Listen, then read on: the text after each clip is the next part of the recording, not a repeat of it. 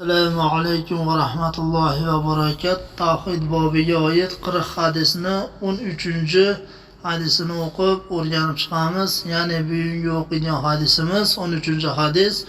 So'ylik so'yish ibodatdir. Uni Allohdan o'ziga burish shirkdir. Shu hadisni o'qib o'rganib chiqamiz inshaalloh. Umar ibn Vasila roziyallohu anhu dan rivoyat qilinadi.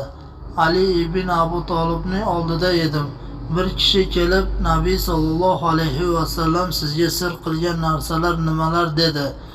U kishining g'azabi kelib, Nabiy sallallohu alayhi va sallam odamlardan berkitib menga biron narsani sir qilmasdilar.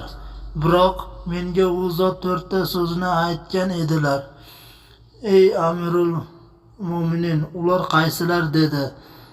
Ali roziyallohu anhu Rasululloh sallallohu alayhi va sallam aytganlar: ota-onasini la'natlagan odamni Alloh la'natladi. Allohdan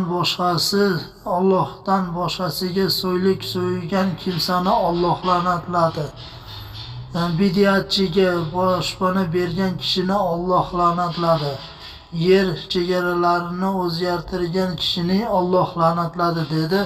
Muslim rivoyati. Xo'p, shu yerda hadisimiz tugadi ekan, shu o'qigan hadisimizga eshitgan insonlarni hayotimiz tarzida amal qiladigan bandalar bo'lishini Alloh subhanahu va taolodan duo qilib, iltijo qilib so'rab qolamiz. Shu ko'rgan videolarga like, podpiska bosib qo'ysalar xursand bo'lardik. Assalomu alaykum va rahmatullohi va barakatuh.